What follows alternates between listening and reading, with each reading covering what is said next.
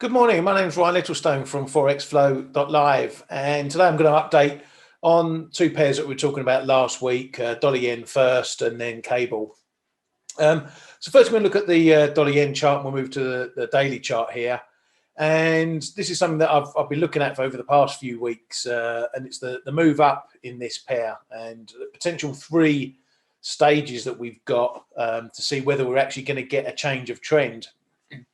Now, last week we were just hovering below the 106 area, and in fact, we got a move above 106 and right into that fib level and a few pips above. But it has held, and we've seen the price pull back again through the week last week, and now we've been sticking around this 105, 70, 80 zone. But we have been up there again, and we just a bit of indecisions going on now between whether we dip lower and we put a top in and the trend continues lower, or if we see further upside coming in and a proper break of this 106 area. So what we saw is a dip down to sort of the 105, 20, 25 area on Friday, but it's bounced back again this weekend as we opened up on Sunday. And really, it's looking like it's going to be a case of going higher rather than lower. Now, what we're looking at here is obviously this, what everyone's calling the reflation trade, whether inflation is going to come in, whether the Fed's going to get caught out with their average inflation targeting, and whether they're going to be behind the curve. And the market, the snowball is really picking up now. We're seeing a lot of moves in bonds and yields, which is obviously a big driver behind this pair in particular. And, if you look at things like the 10-year yields, they've pushed right up to near the 1.4% mark. And it's been a really strong move. And what we're seeing is the inflation-linked bonds, the TIPS, as they like to be called, they were running, negatively. Now they're pushing up as well, or as they call them, real rates are pushing up from negative towards the positive mark. So really, it's a big tide that's starting to turn, but we're not quite there yet because the actual data isn't matching what the expectation is at the moment.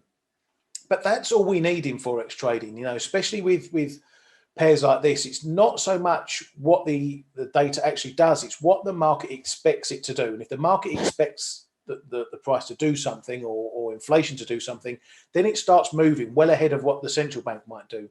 And that's where we get these change of trends, and that's where we can get in early if we're on these trades before.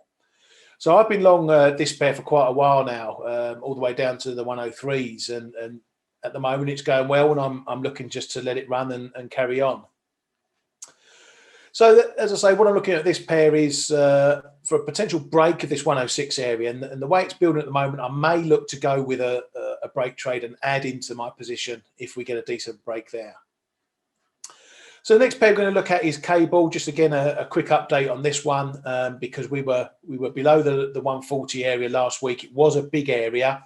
Looking at the weekly chart again, you can see that red line there at 140. We got the break late last week. There was a whole host of option paraphernalia there. I traded a first test in the 139.80 zone going short.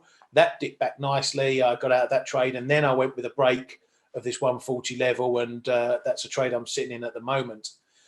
Now, on the technical basis, the 140 isn't that big technically. As you can see on the chart there's not a lot around there, but it's this higher zone that I've marked in blue up at the 142 to 144, or sorry, 141, 144 area.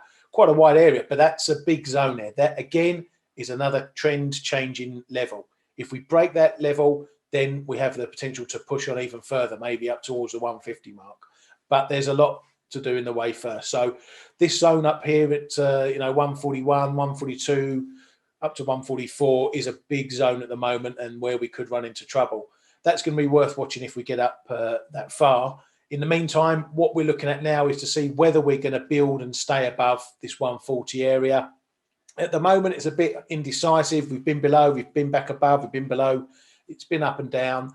139.80 is the close support there that we're looking at. But otherwise, let's see if we get a move up and hold above this 140 area. So that's what I'm looking at this week. And as ever, I wish you good luck with your trading.